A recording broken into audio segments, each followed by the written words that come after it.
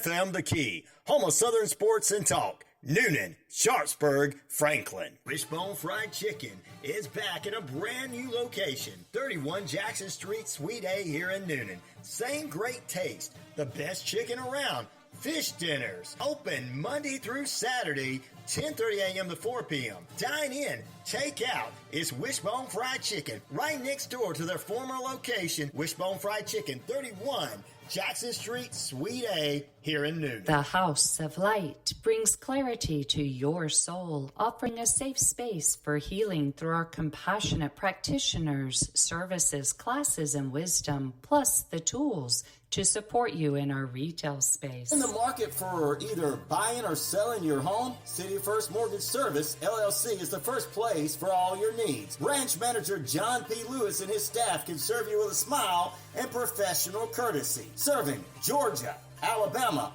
Florida, 770-598-0860. John P. Lewis, City First Mortgage Service, LLC. We place you first. Hank Arnold here from Coweta Force. Coweta Force is Noonan's own addiction recovery support center. We exist to provide recovery support services for individuals and family members who have been impacted by addiction. Our services are no cost, and all of our information is available on our website at www.cowetaforce.org or follow us on Facebook. For a complete and thorough clean of your vehicle, don't use one of those convenience store car washes. Harrington and Sons, 16 Jackson Street, completes inside and outside detail work, cleans and beautifies. Harrington and Son, 16 Jackson Street, Noonan, 404-380-0622. The views and opinions of this show and program are not the views and opinions of this station, its management, or its clientele. Welcome into Health, Happiness, and Harmony Hour with Dr. Lewis Boynton. Your session has been booked.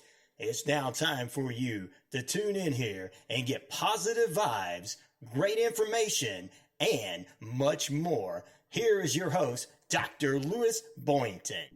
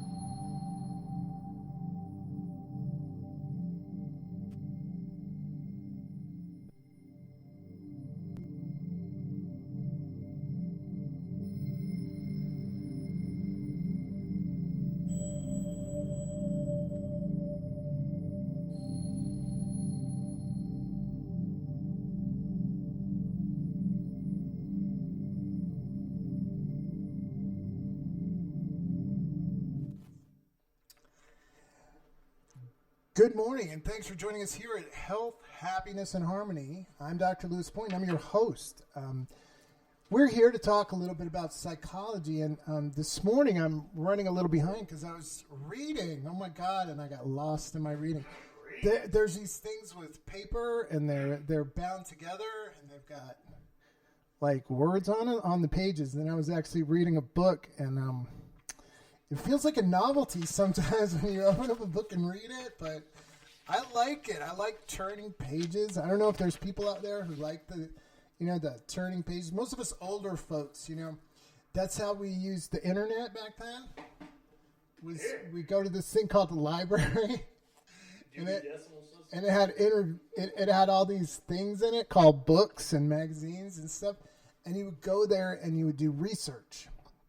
And if you're old school research, you would bring index cards and you would write all your references for your paper on index cards. And then you would write all your quotes on the back of the cards that you would be using. And then you would break out your typewriter. Hopefully it was electric, but sometimes it wasn't. And your whiteout in a little bottle. And you would punch these things called typewriter keys.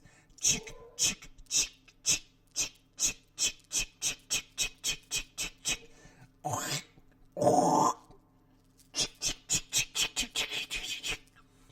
do this thing called typing. It was really awesome. And then the computer came out with spell correct and grammar stuff, and now we have AI. You don't really have to write. You just go, hey, AI, how are you doing today?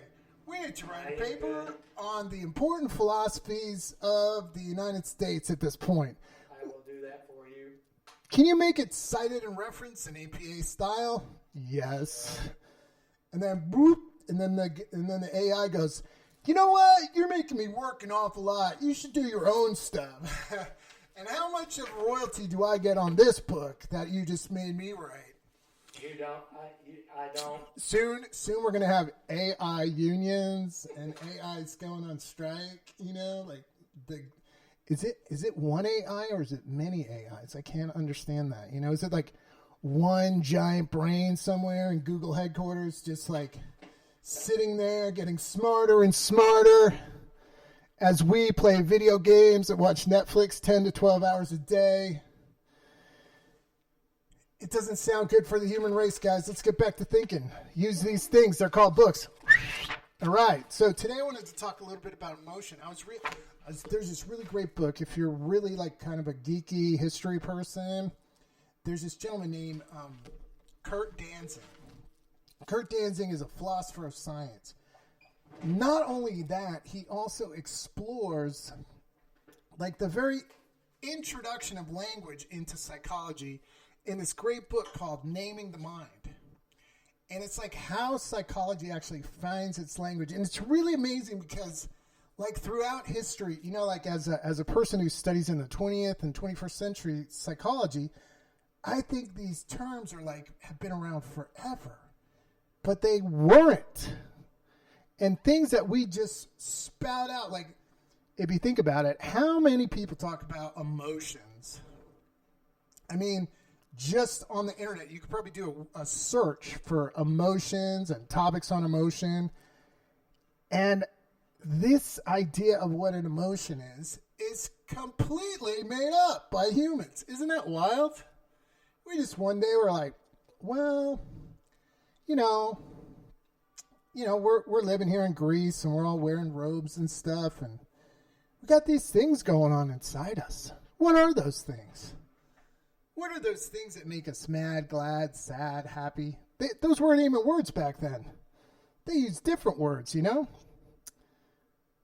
What are our 4 major passions? That's what they started out as. They were called passions. Passions like fear, desire, pleasure.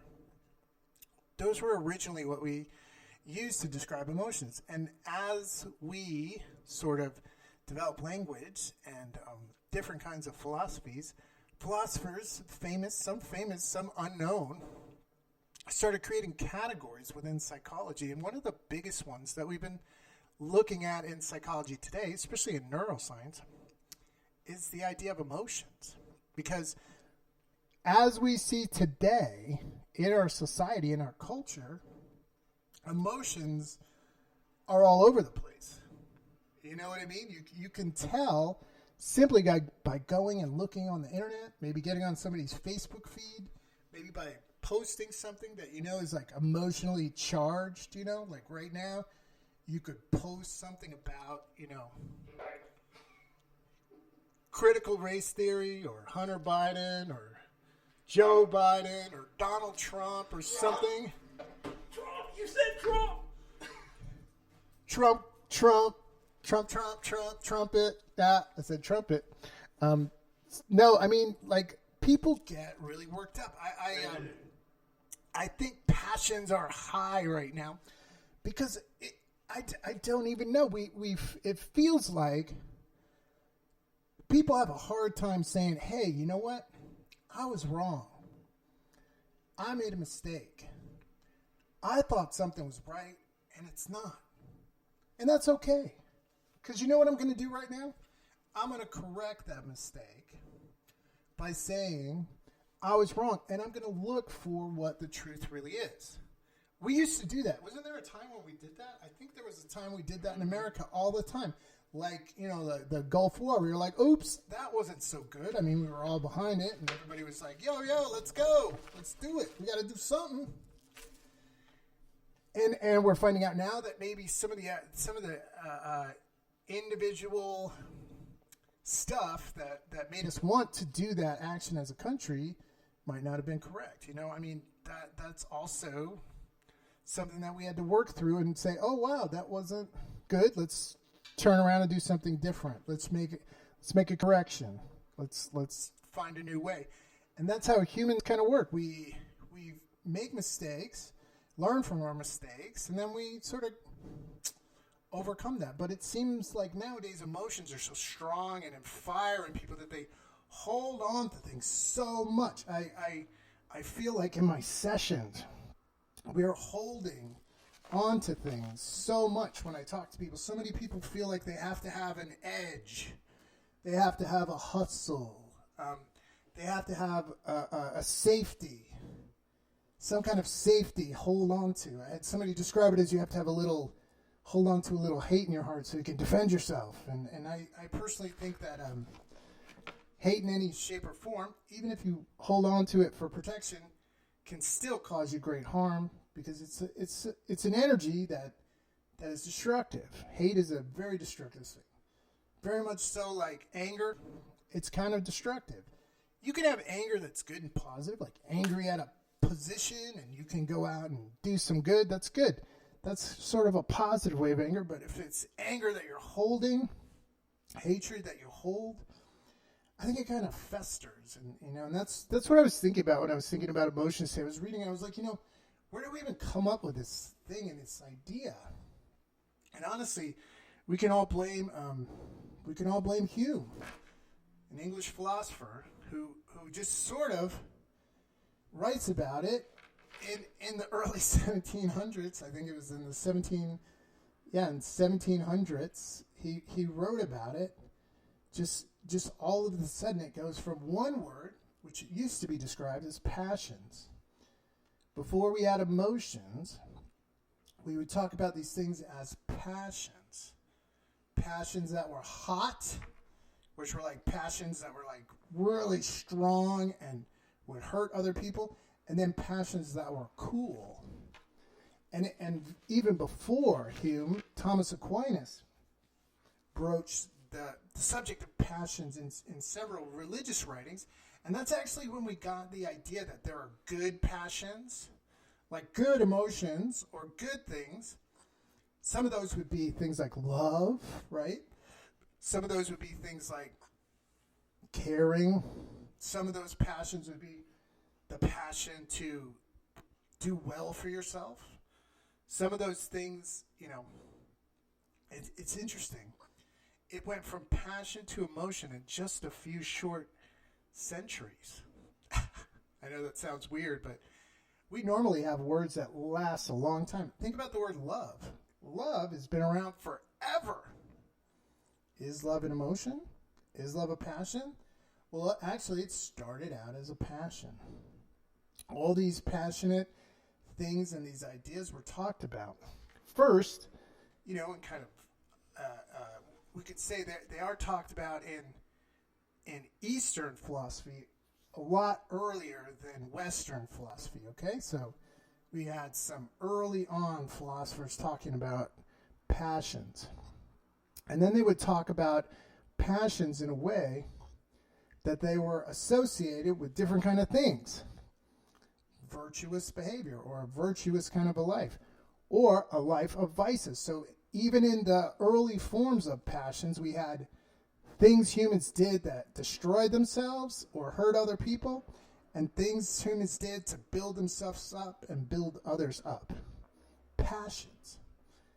And how they become emotions is really interesting, It says in this book that fundamentally society changed, and they began relying on philosophy to create ideas within society, and people started getting works from scholars who were mostly philosophers. You would think, this is unreal, that it was psychologists who came up with these words, but it was really philosophers. Said it all started out with this story. It was called The Fable of the Bees. It came out from a physician who wrote this little legend in 1723. And he described this colony of bees. So this is a myth that he told. He said there was these bees that had a very successful hive. The very successful hive was all of a sudden transformed from a hive that had traditional passions similar to what humans have, the desire to be good, the desire to strive for things, the desire to compete with others, all these different ideas. And then suddenly, some power greater than themselves, it's probably God, if it was written in the 1700s, you would just say that, well, God came and made these bees perfect, virtuous bees.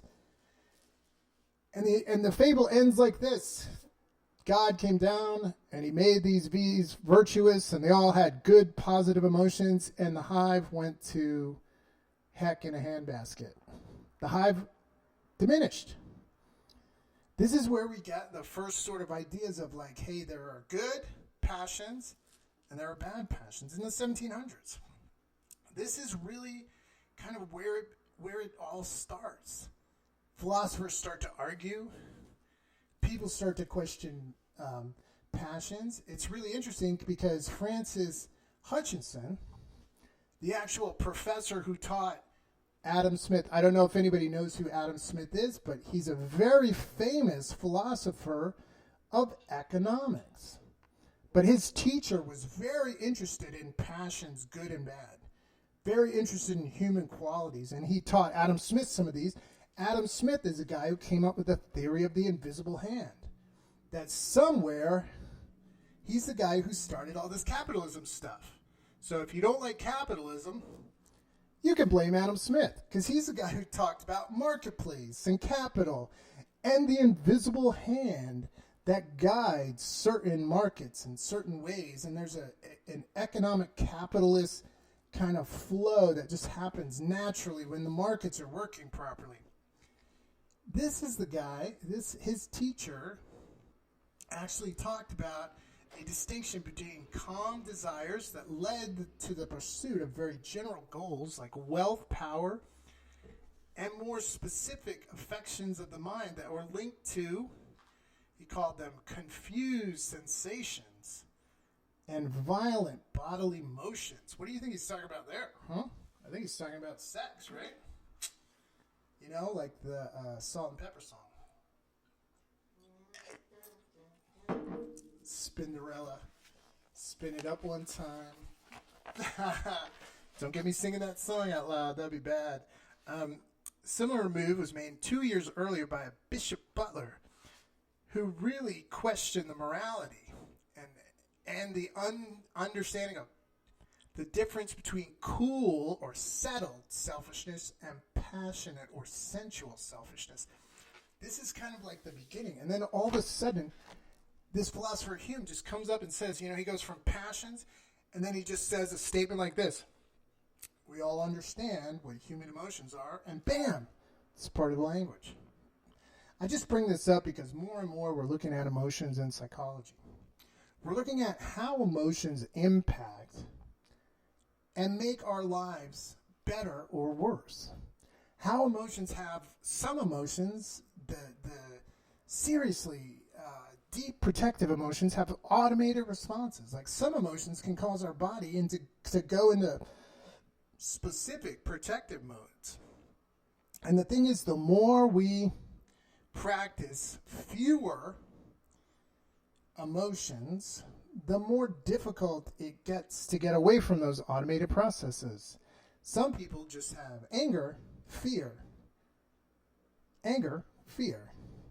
Those living in those two emotional states all the time creates and generates this thing called anxiety. If you do that long enough, if you have anxiety long enough, it can get you to a place of depression. This is just in life. Not necessarily having any kind of improper chemical flow, not necessarily having any kind of problem with your brain.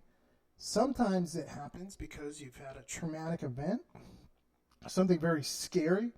We talk about trauma linked to emotions, And we talk about these involuntary responses that are caused by emotions. But if you have trauma, something triggers fear.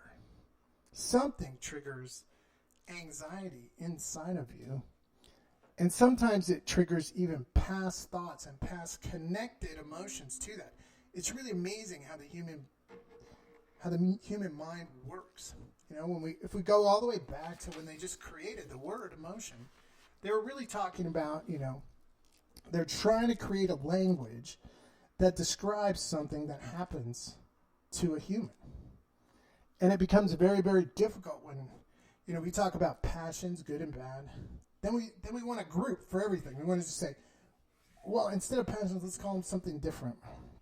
So we take a derivative of motion, like E, and we just add an E to it. E, motion. E, motion. Emotion equals all kinds of passions. And then psychology, really, as Mr. Danzig says, in the 20th century, we just start making up stuff based on studies, based on historical language, and then we start creating categories of study.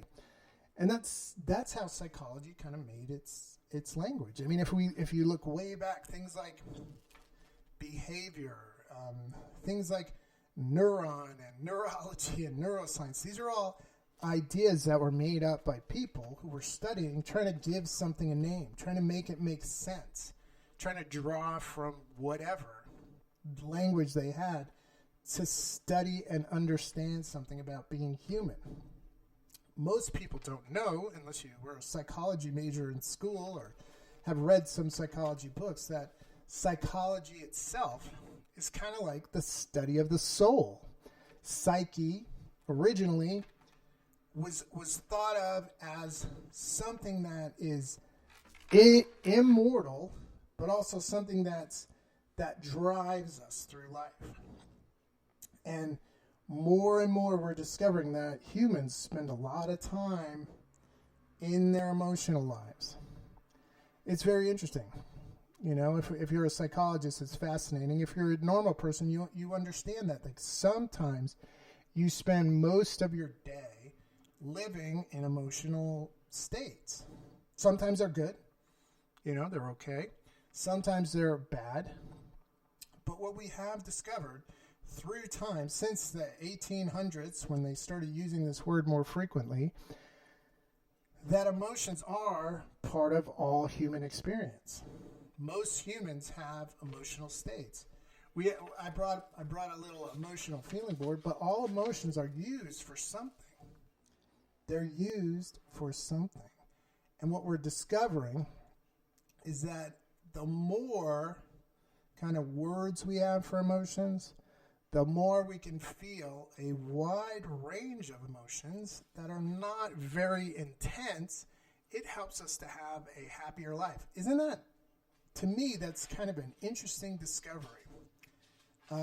This is based on some of the work that's being done in neuroscience. And I was looking up some articles before about neuroscience, and a lot of the tests they do are related to food, like how food impacts emotional states. It's very, very strange to me as a chef thinking about that, because I always connected food and celebrations, because that was my job. I usually would have to help people plan celebrations, or food and events, you know, food and meetings or conferences or things like that. But I never really connected food. I connected food to emotions, but not in that deep sense. Like they literally wrote papers where they had a fMRI, which is an MRI that sort of can be a live transmitter of a view of the brain. So it can be a live picture of what's going on in the brain, at least what we can measure right now. So these fMRI images show that we have these responses. And then we ask people to describe what they are, you know? And a lot of people will describe their emotional experiences of something. Eating, looking at someone's face, trying to read someone's face. They have all kind of different little experiments they're doing. But the human process of emotion is so complex, we don't even really have a consistent way to describe it right now. You know? I was just looking at this book thinking, you know, we don't have this standard way of emotion. We have all these different theories of emotion. How do we get a way to just describe, number one, an emotion? What's an emotion? Number two, a feeling. We have these words we use. We call them feelings. Is a feeling the same as an emotion? Good question, right, Dr. Boynton? Is a feeling the same as an emotion? And from what I've seen, some people say it is, right? Some scientists have a theory that a feeling is an emotion, but it's an emotion that you think about. So like a feeling, we even the word itself, feel, is different than an emotion, which is like a passion, an experience. It's something that happens automatically.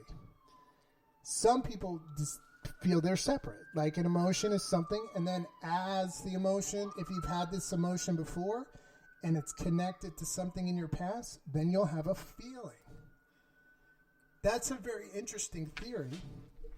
And the good part right now is that science is really exploring this deeply. There's an author, her name's Elizabeth Fielding Barrett. She's just put out a new book on emotions. And in her book, she wrote this statement that I think is really important for people to understand about emotions. She said, our emotions are not set or fixed. Our emotions can change over time. We have the ability to feel and have new emotional states based on our life experiences.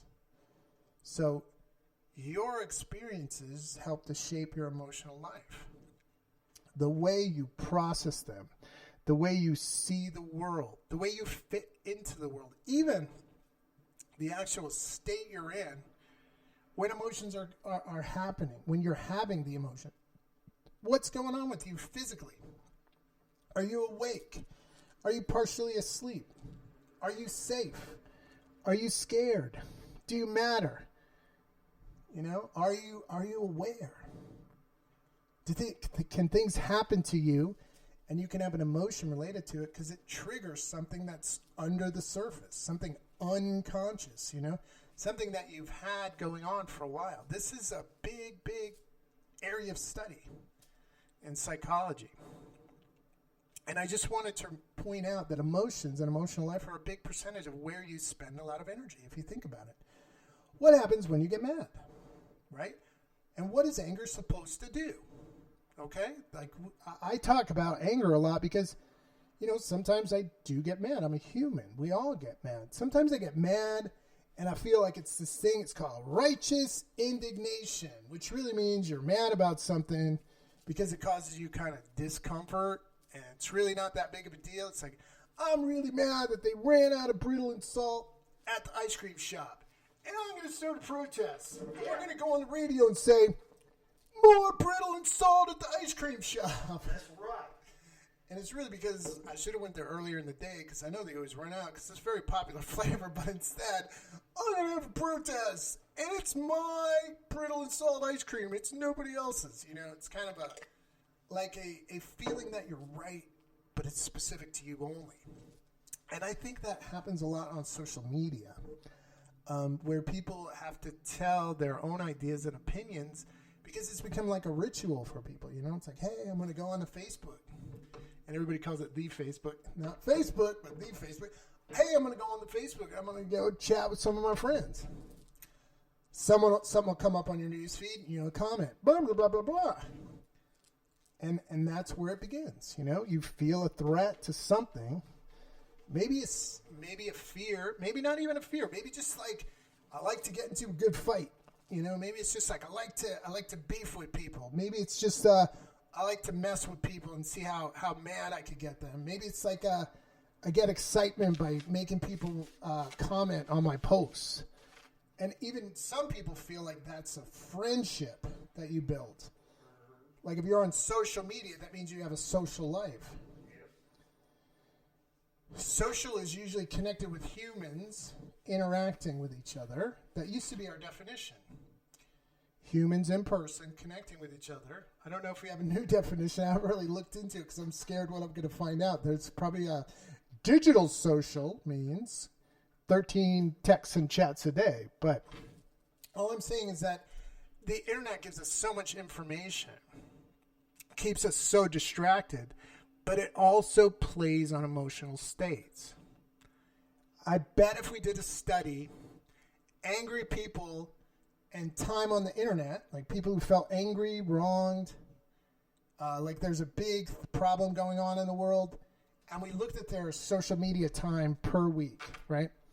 And their time versus that, or reading a newspaper, reading a book, researching a topic, they probably would be more leaning towards the social media side. I haven't seen any experiments like that, but I'm sure that would happen.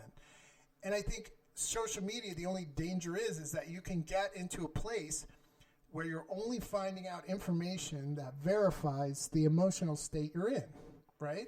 So if you were to type in something like really mad at Atlanta DA, you would get a whole bunch of stuff that would kind of feed into that anger.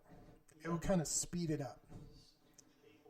It would make you feel more excited instead of solving the problem. Like, oh, this is a common thing. This happens to everyday people. If they're indicted, whatever. That's the hot political issue. It could be something else. It could be like, when Rudy Giuliani was having an affair with his secretary, and it was on TV. Sorry, or Bill Clinton, who was doing his thing with his intern. You know what I mean? All that stuff. That was before social media, so it didn't get a lot of hype, but it did get a lot of press, news stuff. But what it is people will take your emotions, and in your excited state, they will use that to attract you sometimes. Sometimes on social media.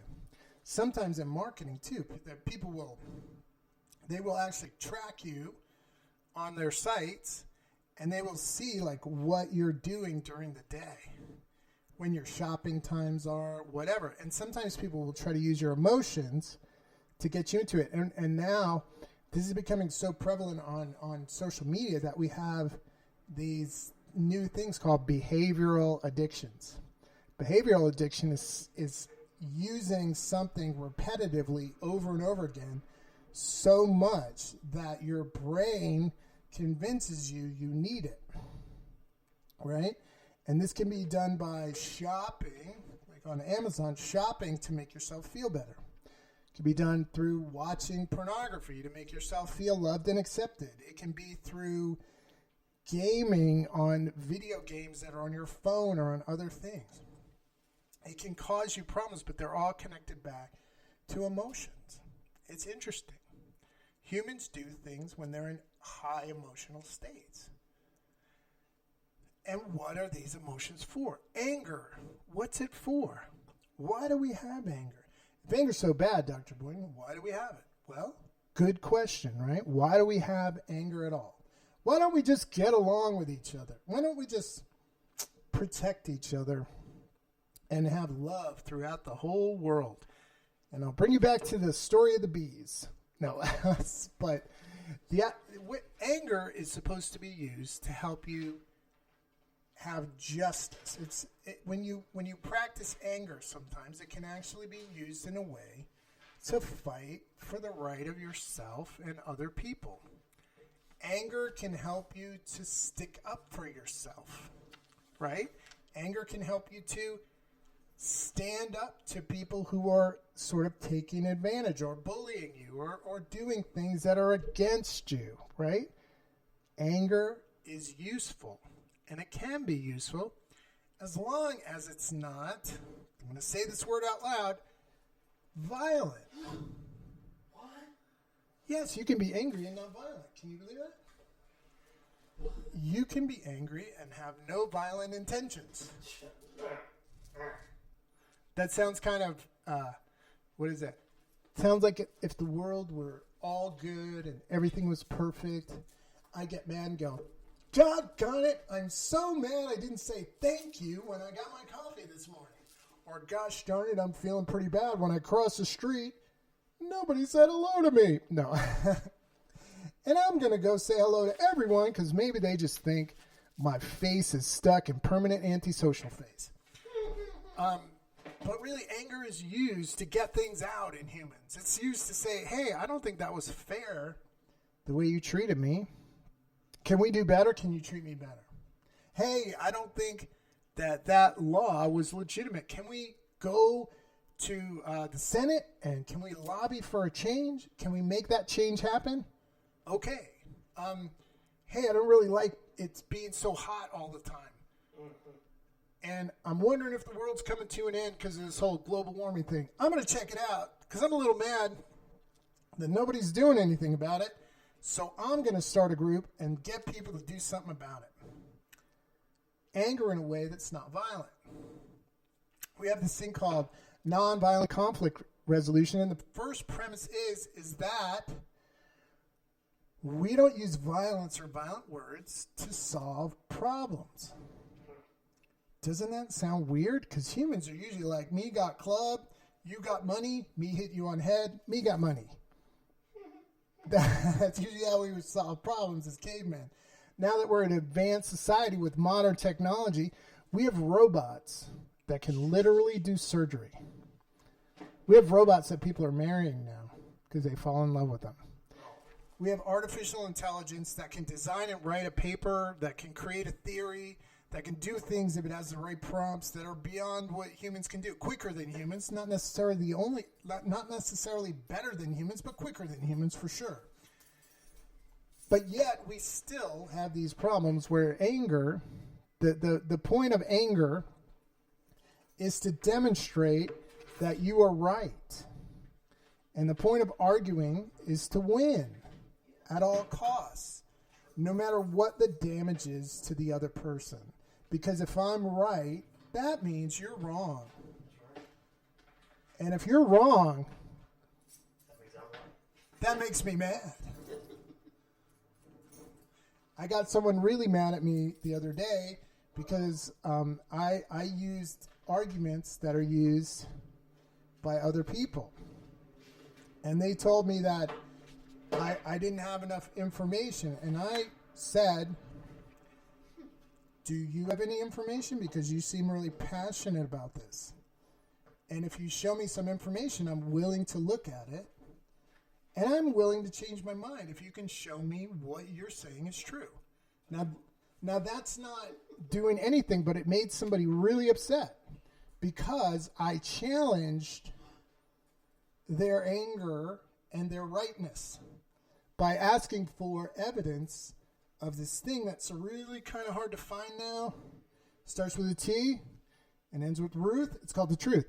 It's hard to find the truth right now if you're looking for a particular truth. Do you understand? Like if you're looking to find a truth, you can find it. Like there's dudes right now, right? They work for this guy named Q, right? And they're in the White House secretly. Yeah, they are. Investigating Hunter Biden and the FBI and the Department of Justice for what, I mean, that pretty much we know is not really true, right? Because it's never been proven that it's true. And it sounds true. You know what I mean? Like a lot of things that aren't true sound true. Well, the lizard people got to be true. Well, actually, that's a plot from a movie and a show we've talked about a lot called V. It was on NBC, and I bet you the guy who came up with the theory of Q watched that show when he was a kid. Yeah, and it's about these aliens that come and they get human skins on, and when you peel back their face, there's a green lizard dude behind them. So I really think that's where it comes from, like an unconscious identity. But understandably, like the emotion, the idea that you have to yell louder than the other person to solve a problem, that's basically anger. That if somebody doesn't believe the same thing as you, they're wrong. And so wrong, I don't like them as a person. That used to not be a thing in the world. We used to be able to have ideas. We used to be able to have our stuff and get in an argument. We would call it a passionate debate. And we could say, okay, I will not believe what you say, and you don't have to believe what I say, but we both have the right to exist. And let's not be mad anymore. You know? That's sort of a healthier version of anger. All emotions are meant to be felt, talked about, understood, resolved, let go. We're not supposed to hold emotions, but yet anger somehow is held. Same with fear. We hold fear. The reason being, most likely, is evolutionarily, those are emotions that protect us from danger, you know? But we can also hold other positive emotions, like, what about love? You know? There's so many songs written about it. There's so many movies talked about it. What's love for? You know? Like Tina Turner said, what's love got to do with it? If you guys remember that song, you're probably all as old as I am. But what about love? Love is an emotion that we use to get ourselves through life. Self-love helps us to understand who we are. Love of children and others helps us to feel connected within society. Love of another can also help us find our own way in life. A partner can help build our lives up. But love can also be used in a negative sense, right? Have you ever heard of like obsessive love, where people are obsessed? Dependent love, where people are dependent on others so much so that they feel caught in sort of a prison of no escape. All emotions can be used for good. All emotions can be used for bad. Emotions were made through time to help us to navigate society and civilization, to help us survive. More and more emotions now are put into these negative categories because we're having more and more difficulty processing emotions. We have epidemic levels of depression. We have epidemic levels of anxiety, which means stress in our world somewhere is being put on people so that their emotional lives are basically automated. When you live in a healthy system, and a healthy system is very flexible, very stable. When you live in an unhealthy system, it's more rigid rules or chaos. That's the markers that Dan Siegel says. Within a system that's either rigid or chaotic, we will find ourselves having emotions that are more protective and more fear-based negative kinds of emotions. And our world nowadays, we get so much information, it's almost hard to decipher. If you think about it and count how many emotions you have in a day, it would astound you how many different things you feel, how many different things you go through, how many good things and bad things. You don't always remember everything, and you don't always hold all emotions, but a lot of people hold negative emotions because it just feels like the right thing to do. What do you do when somebody wrongs you? You get revenge, right? Is that right or is that wrong? I don't know. You know, according to Christianity, it says the highest form of love is to love your enemies. One of the highest forms of compassion is to love somebody who hates you. If somebody hits you, you turn the other cheek. You allow them to do that because your hope is that through whatever it is you're doing, they're going to understand that you're a person too, that they're going to change their mind, that they're going to resolve their anger. But that doesn't always happen on our time, you know. Sometimes we get hurt over and over and over again. We have things happen to us that are bad and worse, things that are scary. Fear is used to protect us. Fear is used to get us away from things. You know, when we get into a fear mode and a high anxiety state, we freeze in place, we flee, we fight, or we feed. You know, all of those things are responses to fear. And fear is useful for a lot of things. Fear can motivate us. Fear can get us to do things and challenge ourselves. Fear can push us to the next level. Fear of missing out, fear of not being successful, fear of failure. Those things can all be productive to the human soul, if you want to say. But fear of others, fear that's held, that turns into anger, that turns into hate. I'm afraid I'm going to lose something. I'm angry that I'm going to lose something. It's somebody else's fault that I'm going to lose something. This is more of a way of twisting things to a more negative emotional state. Negative emotions cause us to think over and over and over. That's called rumination. Rumination is something we do in our default mode network. It's 3 different components of the brain. One of them's language, the other one's kind of the midbrain function, and then finally the prefrontal cortex is involved. And a lot of these things cost us energy. And if we're stuck in a negative emotional state and we're thinking about it over and over again, over time, this is kind of where people feel, a lot of theory of emotions people feel that this is where we start the patterns of mental health symptoms, is negative emotions over time. Sometimes it's obsessive stuff, like stuff we just think over and over and over again. How am I going to get back at this person? Another thing is in relationships. If somebody cheated on you or broke your heart, it's like, what am I going to do next time I'm in a relationship? How much can I trust somebody? Can I even be vulnerable? What are the things I'm going to do that are going to help me to be better at this relationship thing? Or even, I'm going to find somebody, I'm going to hurt them because somebody hurt me. Even those things can happen within humans. And these are all rooted in emotions. How we feel about something, how we process things, how we see the world. Emotions can even shape the way we have a perspective of the world, right? Think about it. If we're afraid all the time, when we go out into our day, in our neighborhoods driving, we're going to feel fear. The world's not going to feel safe. We're going to feel like we don't belong in a certain place. In order to overcome that, we need to overcome the emotion, that place of fear. We need to process and work through why we're afraid every day. Remember, fear has a good use. It keeps us from walking in front of cars. Fear keeps us on time.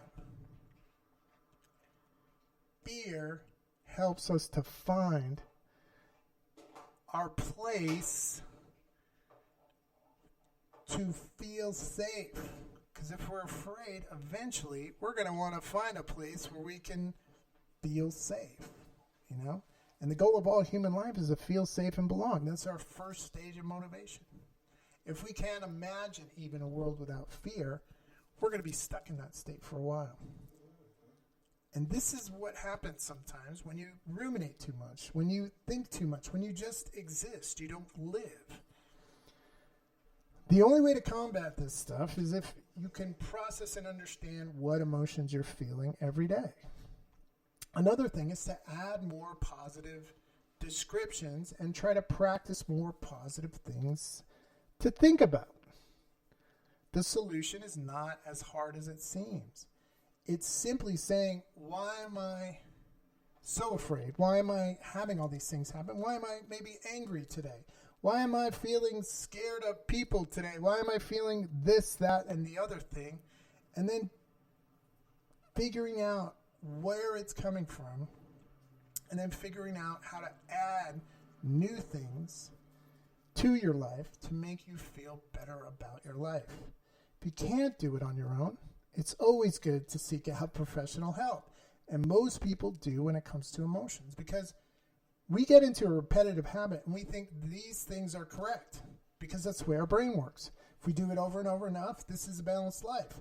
But it may not be as balanced as you think. And I think I'm going to end it right there. Just remember that emotions are passions, good and bad sometimes. And emotions do have good purposes. But if you spend too much time in your negative emotions, it can really impact your life. It can literally cause you to have some things that are very simple, symptomatic and problematic, just like a mental health disorder. So it's always a good thing to try and fix those things on your own.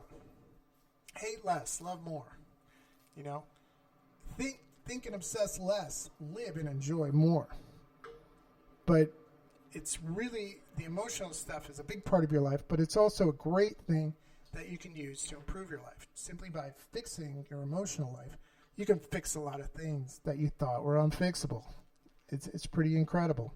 And I'm going to end it right there. I'm Dr. Louis Boynton, and thanks so much for joining us here on Health, Happiness, and Harmony, and we'll be back soon.